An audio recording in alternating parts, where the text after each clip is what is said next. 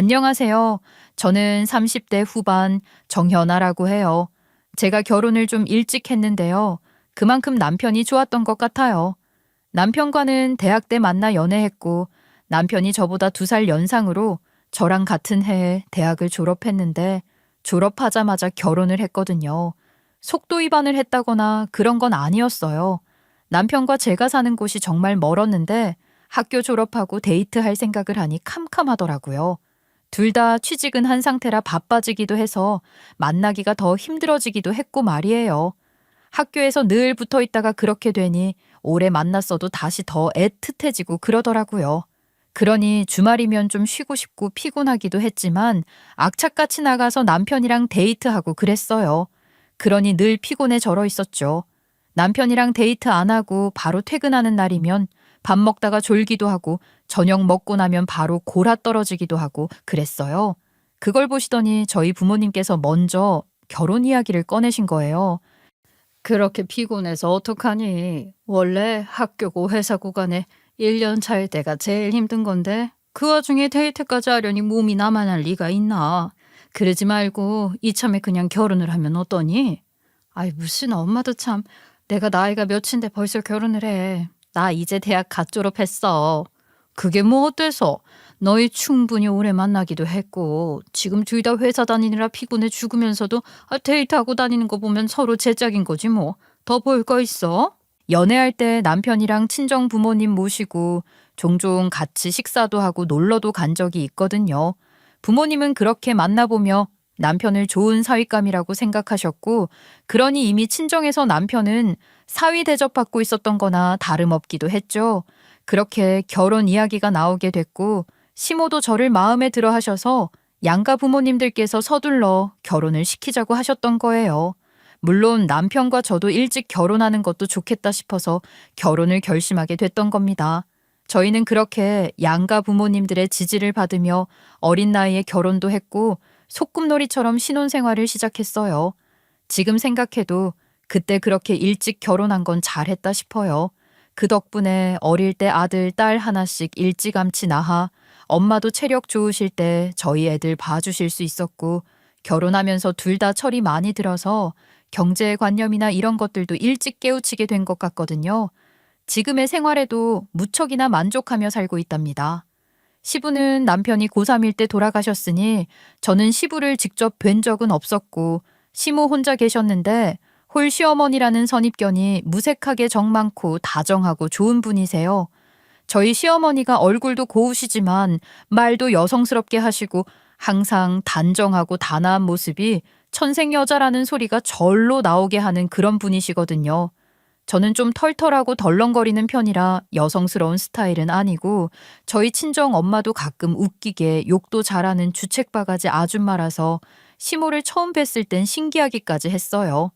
하여간 시모는 그렇게 좋은 분이신데 하나 있는 시누이는 그런 시모 딸이 맞나 싶게 시모와는 영 딴판이었던 거예요. 시누이는 일단 기본적으로 욕심이 많고 그러니 시기 질투도 장난 아닌 사람이었어요.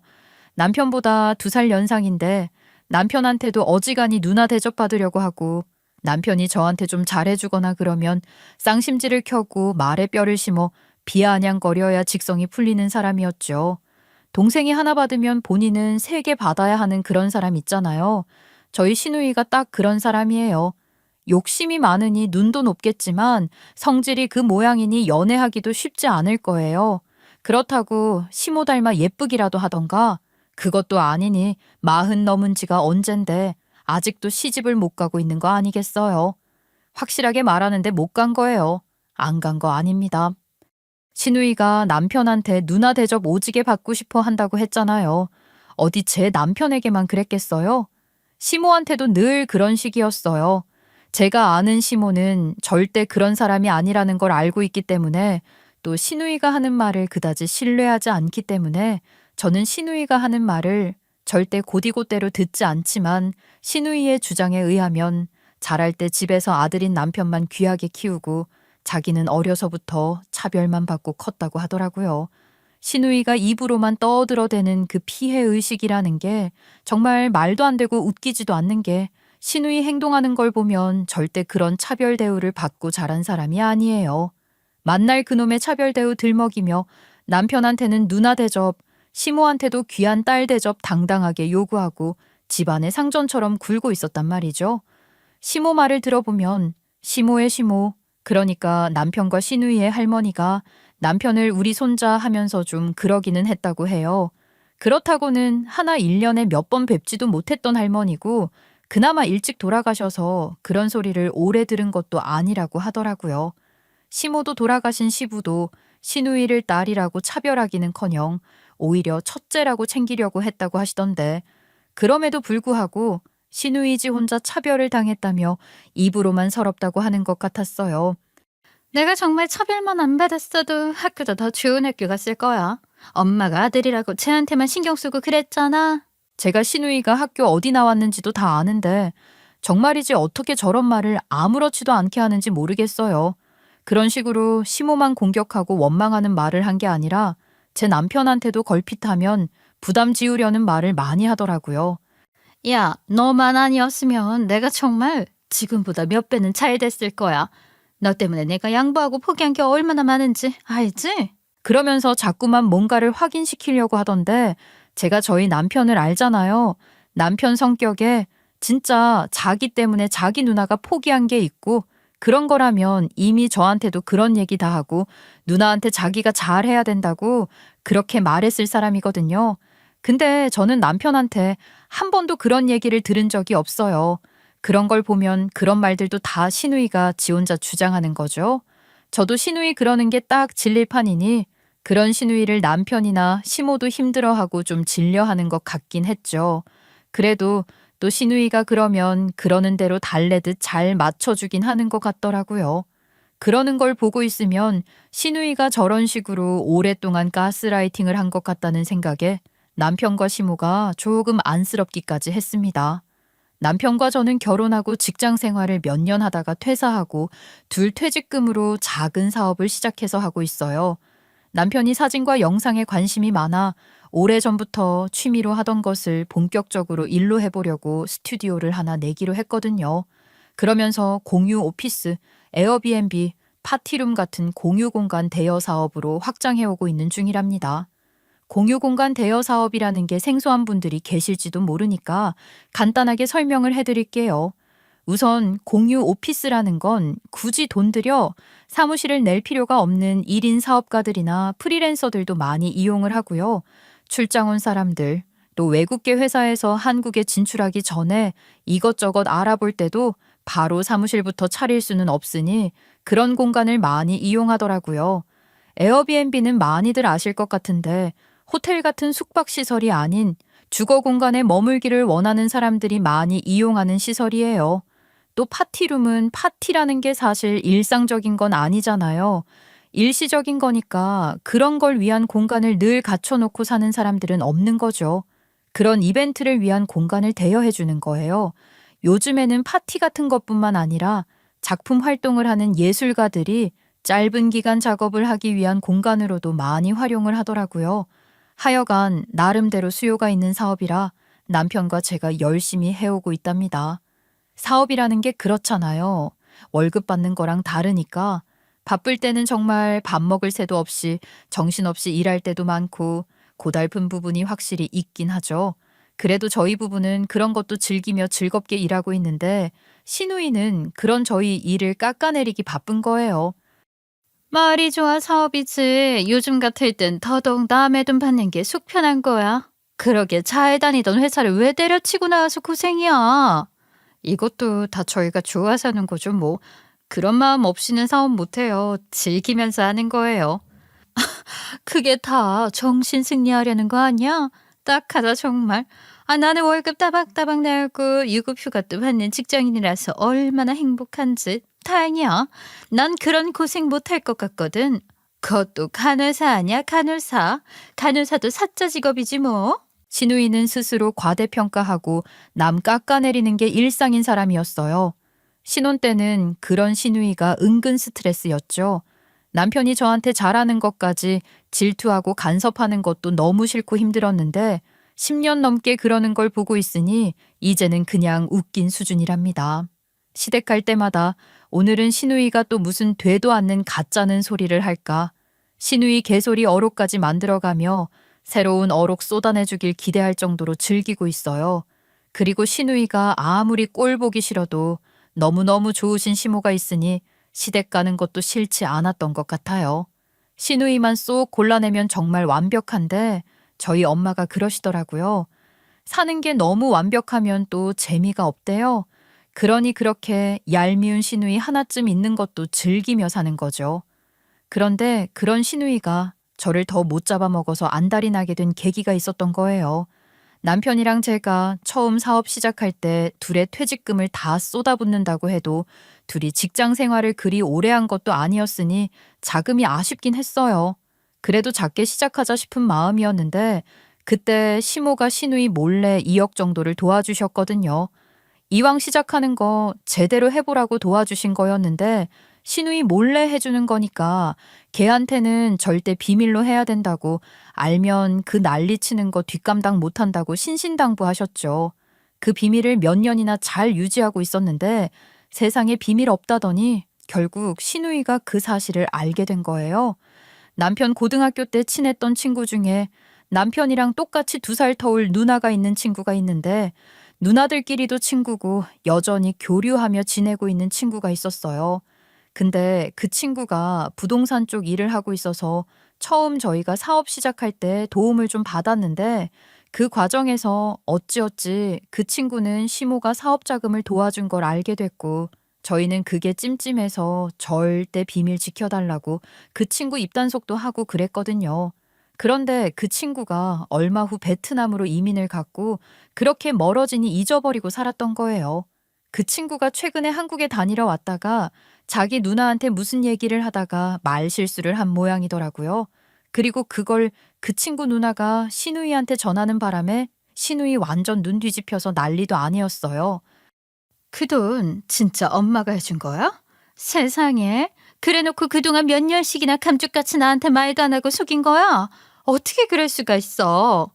시누이는 저희 부부를 소환에 앉혀놓고 시어머니한테도 그렇게 악을 쓰며 소리를 질렀어요. 나도 쓸데 있으니까 2억 해줘. 늘 이런 식으로 얘한테만 자꾸 뭐 해주고 그러는데 나 절대로 그냥 안 넘어가. 나도 2억 해줘 해달라고. 누군 돈 쓸 줄 모르는 줄 알아? 아주 무슨 유치원생도 아니고 막무가내로 때를 쓰는 시누이한테 시모는 미안하다 소리를 연발하며 달래기 바쁘셨어요.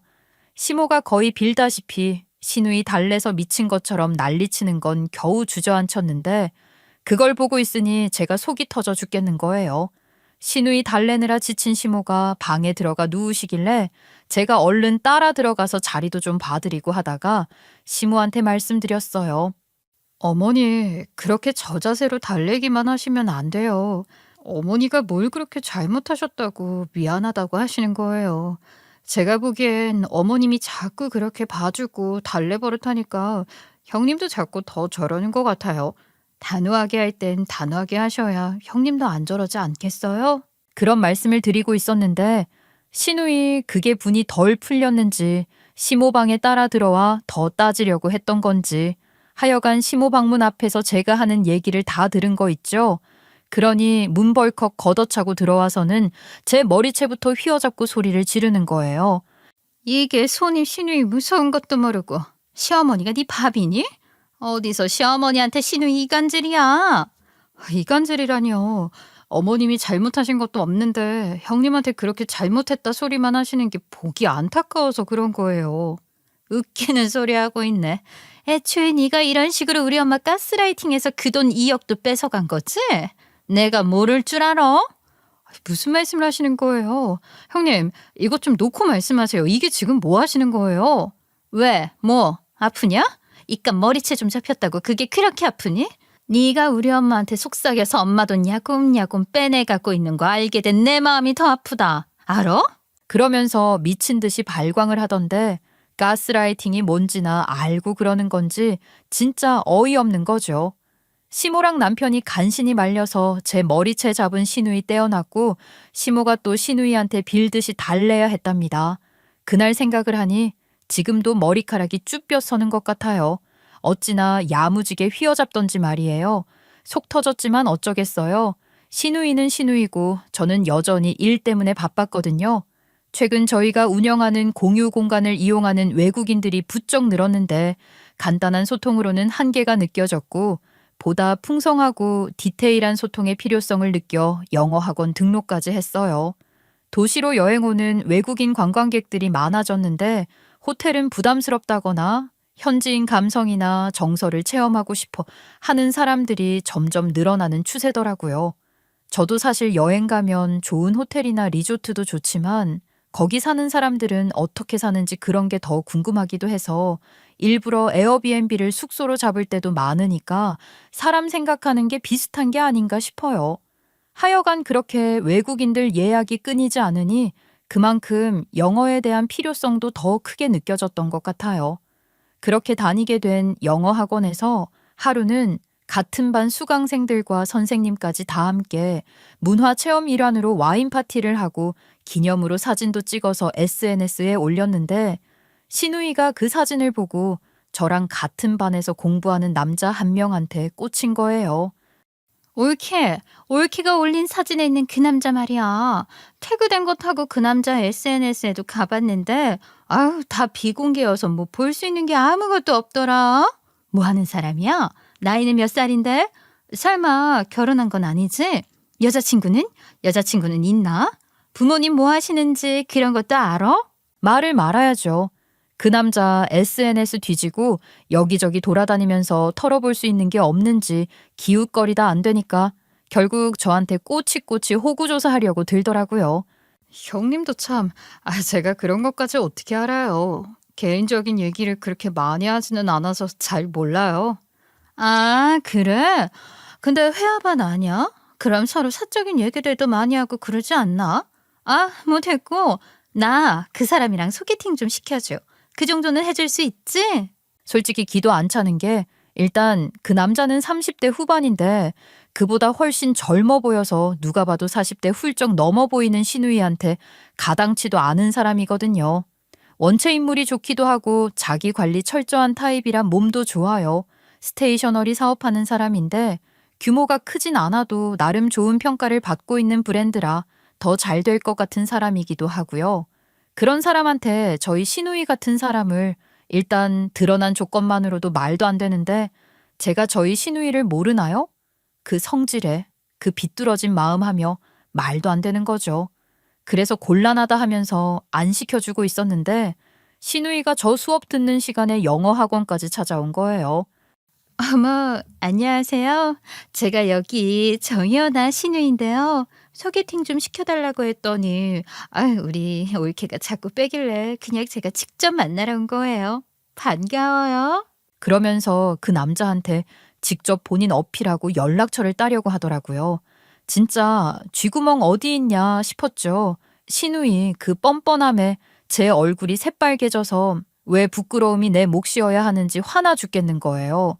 곤란해하는 그 남자 표정을 보니 미안하기도 하고 부끄럽기도 하고 미치겠는데 시누이는 죽어도 번호 따야겠다는 기세니 그 남자도 마지못해 연락처를 주긴 주더라고요. 나중에 너무 미안해서 따로 사과했는데 웃으면서 시집살이 힘드시겠네요 하는 거예요. 그 남자도 대충 눈치채고는 제가 불편해질까봐 그냥 번호 넘겨줬던 모양이었어요. 고맙게도 말이에요. 그런데 그렇게 번호 따가면 뭐 하겠어요? 데이트 한 번은커녕 깨톡도 씹혔다고 하더라고요. 그런데도 시누이는 정신 못 차리고 괜히 가만히 있는 저만 잡돌이 하는 거예요. 정말 알다가도 모르겠어.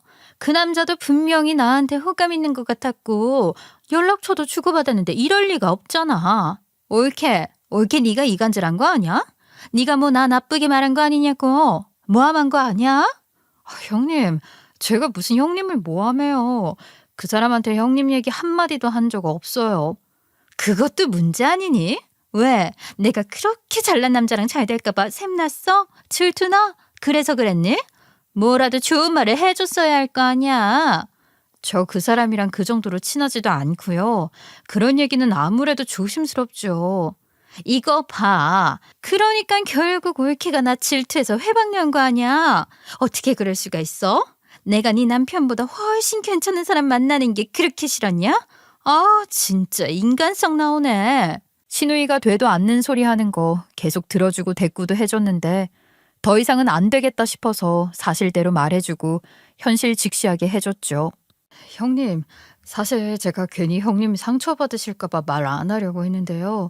그 남자 미인대 출신의 박사학위 하는 30대 초반 여친 생겼어요. 시누이한테 그 남자 시누이랑 비교도 안 될 정도로 괜찮은 여자, 지성과 미모 다 갖춘 어린 여자랑 연애한다고 해줬더니 그제야 입 다물더라고요.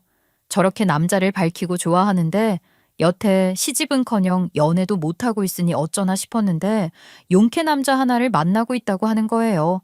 전문대이긴 해도 교수 직함 달고 있는 남자라고 하길래 좀 놀라기도 했어요. 나이가 시누이보다도 몇 살 연상이니 곧 쉰이겠죠. 그래도 제가 보기엔 저희 시누이보단 좋은 여자 만날 수 있는 사람 같은데 취향이 독특한 건지 잘못 걸렸다 싶었지만 그것도 그 사람 팔자인 거죠. 모쪼록 시누이 데려가 주길 바라는 마음이 간절했습니다. 그렇긴 했으나 만난 지 겨우 5개월 됐다면서 벌써부터 결혼할 거라고 꿈에 부풀어 있는 걸 보니 불안하기도 하고 교수 사모님 된다고 벌써부터 어깨뽕 승천하는 거 보니 안이 꼽기도 하더라고요. 둘 다 나이가 있으니 실제로 결혼 얘기가 오가고 하는 것 같기도 하던데 그 남자가 시누이 실체 알기 전에 빨리 결혼했으면 싶기도 했죠. 그런데 시누이가 저희 집에 와서 어이없는 말을 하는 거예요. 나 곧 결혼하는 거 알지?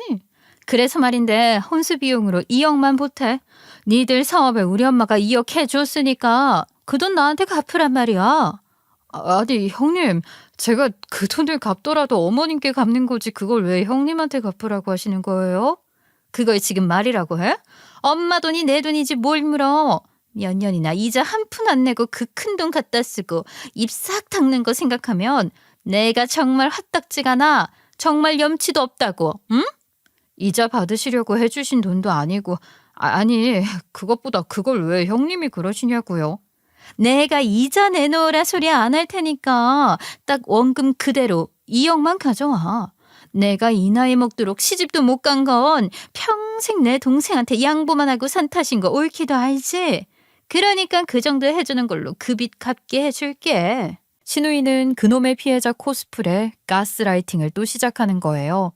다 모르겠고 시모가 해주신 2억을 자기 혼수 비용 내놓는 걸로 갚으라는 건 말도 안 되는 거라고 생각했어요. 무슨 2억이 누구 집 강아지 이름도 아니고 갑자기 찾아오셔서는 난데없이 2억을 내놓으라고 하시니까 당황스럽네요. 2억이 대수요? 내가 교수 사모님 되는 건 몰라? 나이가 어린 것도 아니고 그만한 사회적 지위도 있고 하니 2억 정도는 써야지 뭘 그래. 제가 상관할 일은 아니지만요. 그럼 그분이 집을 해오시는 거예요? 아, 집 말이야? 그래, 올케가 먼저 얘기를 하니까 그것도 지금 얘기하지 뭐. 지금 내가 엄마랑 살고 있는 그 아파트가 살기가 좋아서 그 집을 내 신혼집으로 하려고. 네? 그게 무슨 말씀이세요? 그 집은 형님 집도 아니고 어머님 집이잖아요. 그 집을 왜 형님 신혼집으로 한다는 거예요? 그럼 지금 집도 해가고 혼수도 2억이나 해가겠다는 말씀이세요? 그런 건 올케가 뭐라고 할 입장이 아니고 하여간 난 그 집에서 신혼살림 시작할 거니까 올케가 우리 엄마 모시고 살든가 그거 싫으면 우리 엄마 살 집 하나 사주든가 알아서 해. 시누이가 어떻게 나오나 싶어서 얘기를 계속 들어주고는 있었는데 그 소리까지 듣고서는 저도 더 못 들어주겠는 거예요. 가짜나서 정말. 그래서 그 자리에서 바로 시모에게 전화를 걸었죠.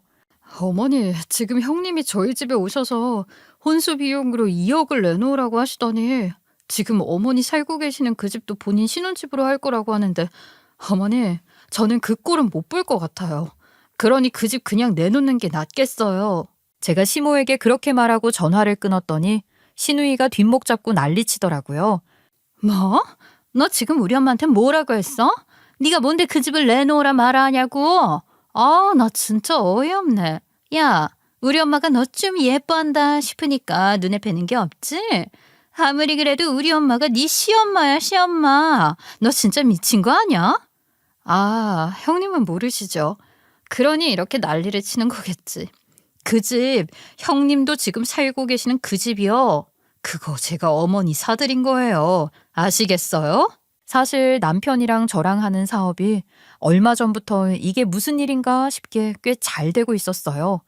외국인들 커뮤니티에서 어떻게 소문이 잘 났는지 서울에 거주 중인 외국인들이 저희 공유 오피스를 부쩍 많이 찾고 그러면서 그 효과인지 외국인 관광객들한테도 소문이나 에어비앤비도 공실 없이 잘 돌아가고 남편이 관광 상품으로 내놓은 관광 스팟 스냅 사진 상품도 예약이 꽉꽉 차더라고요. 그러면서 저희가 운영하는 공유 오피스나 에어비앤비도 처음보다 여러 개 더 늘리게 됐어요.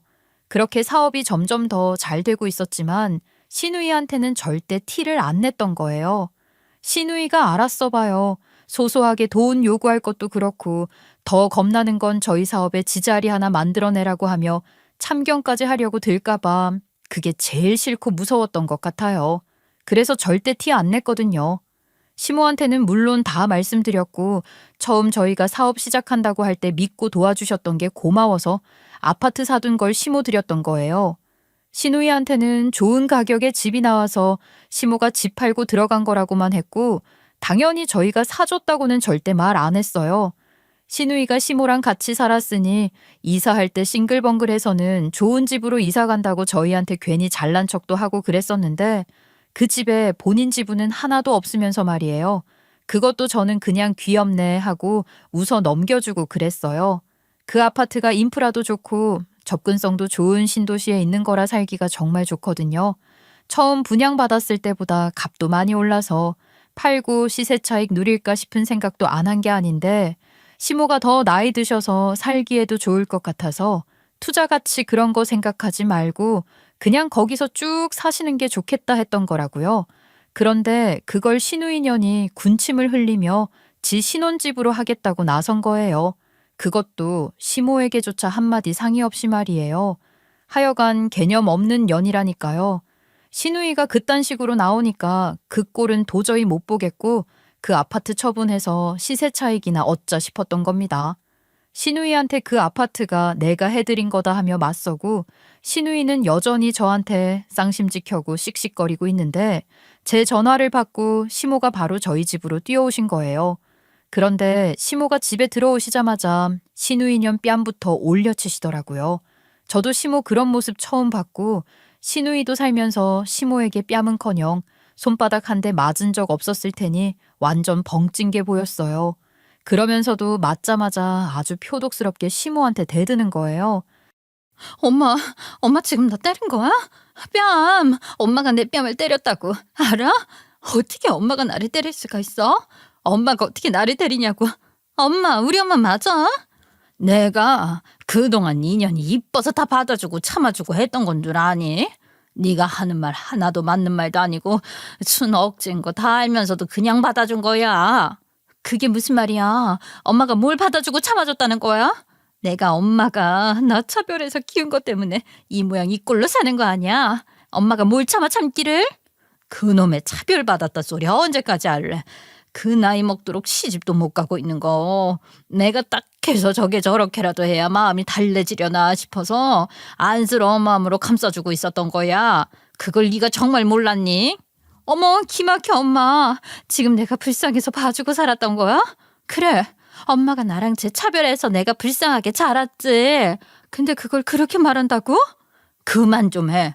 이제 나도 정말 한계다. 언제까지니 그 말도 안 되는 억지 부리며 가족들 괴롭히고 살 거니. 내가 안 받아줬어야지 니년이 더 빨리 정신을 차렸지 싶어. 그래서 이제는 나도 너 안 받아줄 작정이야. 어머, 내가 가족들을 괴롭혀? 내가 그동안 손해보고 산 게 얼만데 이런 소리도 못해? 엄마가 돼서 이런 소리도 못 들어주냐고. 아이고 그 얼토당토 않는 이야기도 이제 안 들어줄 거야. 그러니까 너도 이제부터라도 제발 정신 차리고 좀 살아라. 시모는 시종일관 단호하고 진지한 표정과 말투셨어요. 시모가 그런 얼굴로 호통을 치시는 건 정말 처음 뵀는데 시누이도 그런 것 같더라고요. 시모는 그동안 쌓였던 것들을 한꺼번에 쏟아내시는 듯 시누이에게 울분을 토하셨지만 흐트러짐 없는 모습이 더 무섭게 느껴졌던 것 같아요. 시누이에게도 그랬을 거예요. 시모가 그렇게 단호하게 하시니 시누이는 그제야 당황해서 외마디 말만 몇 마디 내지르더니 순순히 끌려나가듯 나가더라고요. 그리고 제가 말을 안 하고 넘어간 게 있는데 시누이가 말끝마다 지 간호사라고 하면서 되도 않는 부심 부리고 하는 거 그러려니 받아주고는 있었지만 사실 시누이는 간호사가 아니라 간호조무사예요. 그나마 대학은 어찌어찌 나왔는데 전문대 나온 거죠. 그래도 대학병원에 취직해서 40 넘어서까지 붙어 있으니 그게 용하긴 했어요. 하여간 꼴에 대학병원 다닌다고 주변에도 본인 간호사라고 말하고 다니던데 혼다모 가는 그 교수라는 분도 시누이가 간호사인 걸로 알고 있더라고요. 그건 아니지 않나요? 그건 일종의 사기인 거죠. 시누이가 결혼할 사람에게까지 그런 사기를 치고 있다는 걸 알게 돼서 그걸 어떻게 해야 하나 모르는 척하기도 그렇고 그걸 또 가족인 제가 까발릴 수도 없어서 이러지도 저러지도 못하고 있었는데 시누이년이 저한테 그 난리를 친 거예요. 시누이가 저희 집에 와서 그 난리까지 쳤는데 제가 시누이 뭐가 이쁘다고 시누이 상견례까지 가서 앉아 있겠어요. 정말 안 가고 싶었거든요. 그런데 이미 잡혀 있었던 상견례 일정이라 마지못해 가긴 갔는데 시누이년 이게 상황 다 알게 됐으면서도 어떻게든 시모 다시 구슬려서 뭐라도 얻어내려고 하는 게 빤히 보이길래 도저히 못 참겠더라고요. 그래서 그 상견례 자리에서 시누이랑 결혼할 그 사람은 물론이고 시누이 예비 시부모까지 다 들으라고 그 사실을 다 폭로한 거예요. 물론 대놓고 폭로한 건 아니고 모른 척하면서 은근슬쩍 까발린 거죠. 그래도 저희 형님은 40 넘어서까지 대학병원에 계속 다니는 게 정말 대단한 거죠. 간호조무사들 그 나이 되면 다 그만두거나 요양병원 같은 데 가야 한다던데 얼마나 다행이에요. 저희 형님 정도면 시답잖은 병원 간호사보다 나을지도 몰라요. 안 그래요? 그런 식으로 말이에요. 그랬더니 시누이 예비시댁 쪽 분위기가 엄청 쎄해지고 쑥덕쑥덕 거리더니 시누이 약혼자가 시누이한테 막 소리 지르면서 따지는 거예요. 이게 무슨 소리야? 간호사가 아니라 간호조무사였어? 그걸 거짓말한 거야? 기가 막혀서 어떻게 그런 거짓말을 뻔뻔하게 할 수가 있어? 결국 난리가 나면서 상견례도 파토나고 시누이 약혼자는 그 자리에서 파혼 선언하고 없던 일로 하자고 하더군요. 그렇게 교수 사모님 되겠다던 시누이의 야무진 꿈은 산산조각이 난 겁니다. 그러니 시누이는 상견례장에서 집으로 오는 길 내내 울더니 집에 와서는 생난리를 치면서 고래고래 고함을 치는 거예요. 아유, 진짜 이게 다 엄마 때문이야. 엄마가 아들, 딸 차별하면서 동생 놈만 챙긴 때문이라고. 동생 놈 예뻐 못 살더니 며느리도 그렇게 싸고 들고. 엄마가 그러니까 올케년 저게 작정하고 내 결혼 파토낸 거잖아. 엄마가 전년 기 살려놔서 그런 거라고. 책임져. 엄마가 내 인생 책임지란 말이야. 그만두지 못해. 네가 뭘 잘했다고 울어 울기를. 그게 왜 내 탓이냐. 그게 왜 또 네 동생 탓이야. 그리고 거기다 그게 왜 네 올케 탓이냐 말이다. 다 네가 저지른 거야. 네 탓이란 말이야. 아직도 그걸 모르고 남 탓만 하는 거냐? 뭐가 내 탓이야? 내가 뭘 잘못했는데?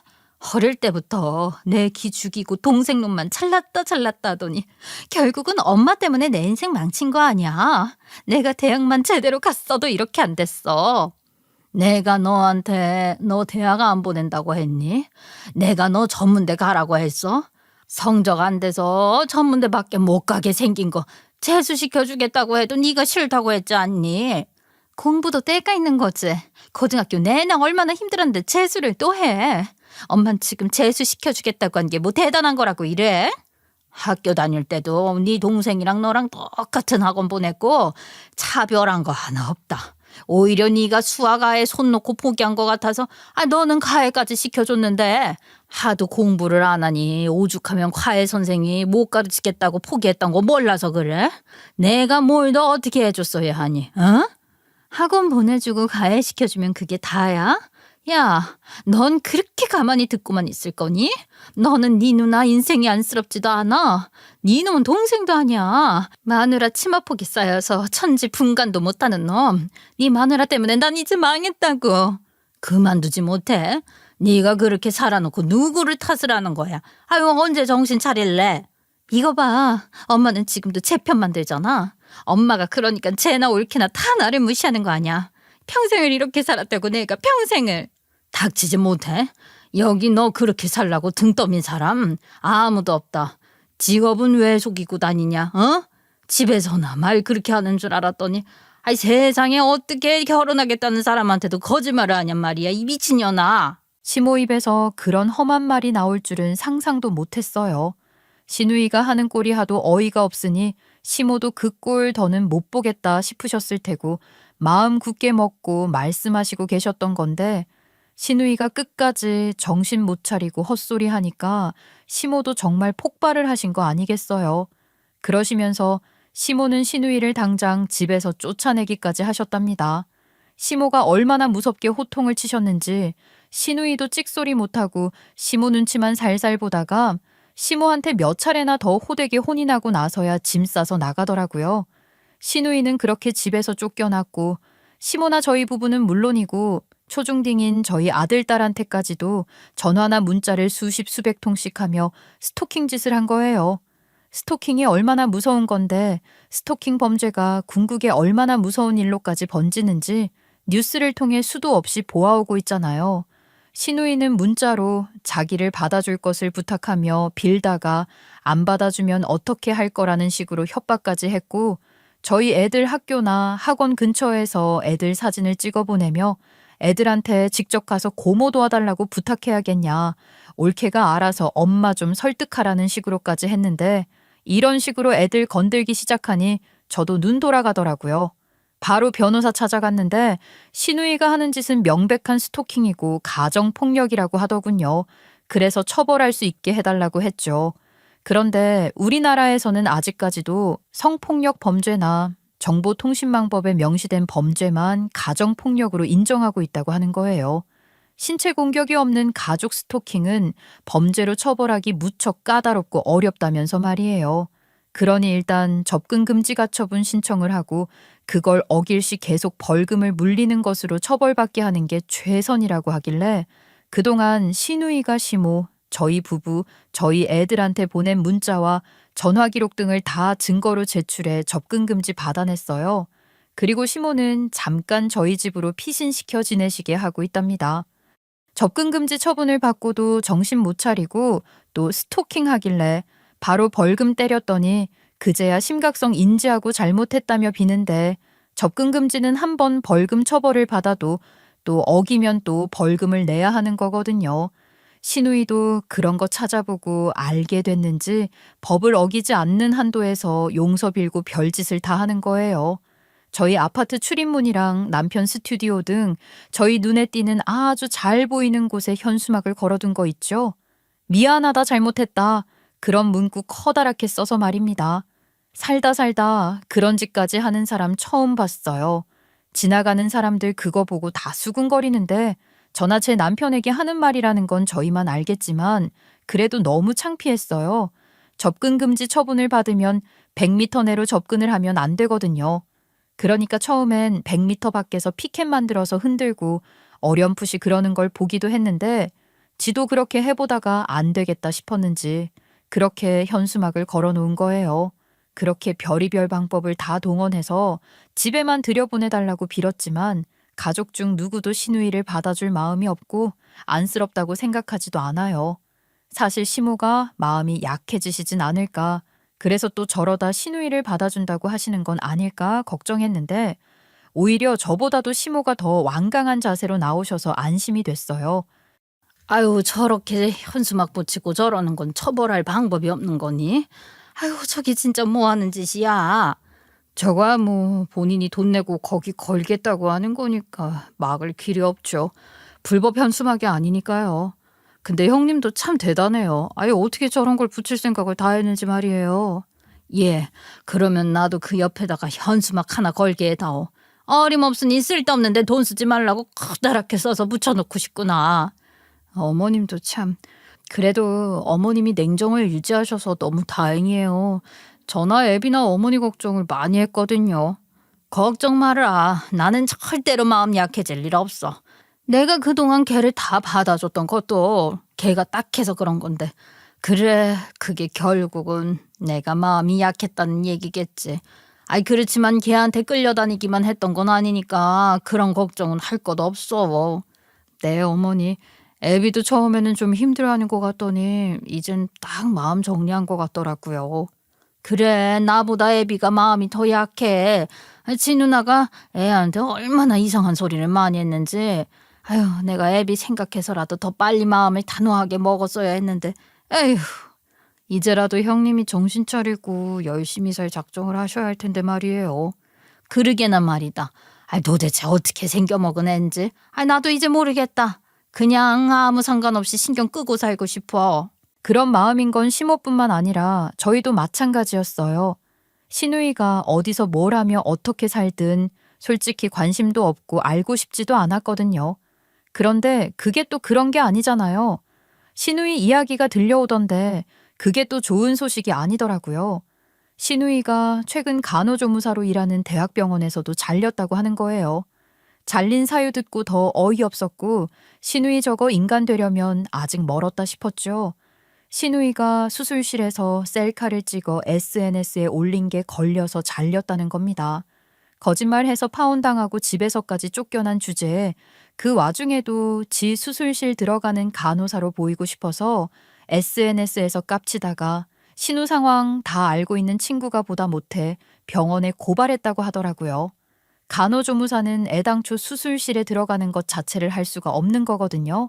신우이가 그 사진 올린 건 신우이의 SNS 부계정이었는데 그건 신우이가 간호조무사인 걸 모르는 사람들이랑만 팔로우하며 허언증 망상증을 펼치는 계정이었고 신우이 절친이라는 그 친구도 우연히 신우이 부계 알게 되어 본인도 부계로 팔로잉하고 있었던 건데 그 처지에 거기서 그 꼴값 떨고 있는 걸 보니 한심해서 손절할 생각으로 병원에 고발하고 손절했다고 하네요. 수술실에서 생파하며 셀카 찍어 올린 간호사, 그런 뉴스를 종종 보긴 하지만 신우이 사건은 기사화된 건 아니고 부동산 한다던 저희 남편 친구 있잖아요. 저희 사업 시작할 때 자문도 해주고 베트남으로 이민 갔다던 그분이요. 그분 누나가 신우이랑 친구니까 신우이가 그 누나 붙들고 하소연을 좀 했나 보더라고요. 그래서 그 얘기가 저희 귀에까지 들어온 거예요. 아니 형님 정말 제정신 아니다. 무슨 아무리 부계정이라고 해도 얼굴 다 드러내놓고 하는 SNS에 수술실 셀카를 올려? 그렇게 간호사인 척하고 싶은 거야? 정말 이해 안 된다. 누나가 어디 이해되는 행동을 하는 사람이야? 아유 나는 오히려 잘 됐다 싶기도 해. 병원 잘리고 그 정도는 돼야 정신 차리지. 그나마 대학병원에라도 붙어 있었으니 그 나이에도 계속 일을 했지. 40대 넘어서 간호조무사 계속하는 것도 쉬운 거 아니래. 아이 몰라. 뭐 어디 요양병원에라도 들어가든지 아니면 뭐 다른 아르바이트라도 하겠지. 당장 반값 내고 먹고 살아야 할 거 아니야. 그러게 반값 내기도 빠듯하겠다. 그래도 월급 꼬박꼬박 나오니 반값도 내고 먹고 살고 했을 텐데 말이야. 살기 힘들게 됐다고 우리한테 더 연락하고 그러면 어떡해? 그래봤자 뭘 어쩌겠어. 접근 금지 계속 유효하니까 어쩌지 못할 거야. 그래도 어머님께도 미리 말씀드려놔야겠어. 어머님한테 따로 연락하고 그럴지도 모르잖아. 시모에게 신우이 상황을 말씀드렸더니 시모는 혀를 차며 그러시는 거예요. 그냥 그게 기어이 집 밥그릇까지 걷어차네. 아휴 그나마 그 병원에 붙어있는 거 하나는 용하다 했더니 별 미친 짓을 다 해서 거기서마저 쫓겨나는구나. 지금 지가 그럴 처지야? 아이고. 그러니까요. 형님이 그랬다는 걸 병원에 고발했다는 그 형님 친구라는 사람도 하도 한심해서 그랬다고 했다나 봐요. 어쩌려고 그렇게 사는 건지 정말 모르겠다. 그런데 걔 그렇게 됐다고 나 찾아오고 그러는 거 아니냐? 아유 난 멀리서라도 걔가 나 쳐다보고 있을까 봐 소름이 끼친다. 걔가 모르는 곳에 가서 살고 싶어. 결국 시모는 그 집 팔고 저희 집이랑 조금 더 가까운 곳으로 이사하셨고 제가 애들 건드리는 걸로 눈 돌아가는 거 봤으니 신우이도 저희 애들은 이제 안 건드리는 것 같아요. 병원에서도 잘리고 그 나이에 할 줄 아는 것도 없고 아르바이트 자리 구하는 것도 쉽지 않을 거예요. 그 나이 먹도록 모아놓은 돈도 하나 없으니 그나마 병원 다니면서 반값이라도 낼 수 있었던 오피스텔도 비우고 나와서는 어디 고시원에 들어가서 되는 대로 아르바이트하고 살고 있다고 하더라고요. 그런 처지라는 걸 구구절절 말하면서 도와달라고 시모한테 문자가 한 번 왔어서 저도 알게 된 거예요. 시모는 당연히 답장도 안 했다고 하셨어요. 저희 부부와 시모는 시누이가 정신 차리고 지 앞가림하고 살고 또 지 잘못을 진심으로 반성하고 개과천선하지 않는 이상 받아줄 마음이 전혀 없답니다. 그런데 시누이 그년이 과연 정신 차리고 살 수 있을지 모르겠어요. 그러거나 말거나 저는 제 인생 열심히 살아야죠. 시모도 새로 이사한 동네에서 운동 친구도 만들고 잘 지내고 계시고 저도 남편과 함께 열심히 일하고 있어요.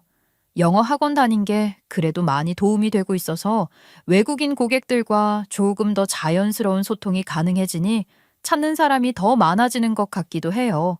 지금에 만족하지 않고 항상 발전하는 제가 되기 위해 앞으로도 끊임없이 노력하며 열심히 살 거랍니다. 여러분, 오늘 제 이야기 이렇게 끝까지 들어주셔서 너무 감사드려요. 사실 제가 제 친구들 붙들고도 이런 얘기 이렇게 자세하게 한 적이 없거든요. 아무리 그래도 집안 망신이다 싶어서요. 근데 이렇게 오늘 다 얘기를 하고 나니 너무 후련해요. 아무래도 찜찜한 마음이 내내 있었던 것 같은데 이렇게 얘기를 하다 보니 제가 잘못한 것도 하나 없고 제가 찜찜하게 생각해야 할 게 하나도 없다는 걸 확실히 알게 됐어요. 이렇게 후련한 마음이 될 수 있게 잘 들어주신 여러분 정말 감사합니다. 항상 건강하시고요. 좋은 일들만 가득하시길 바랄게요.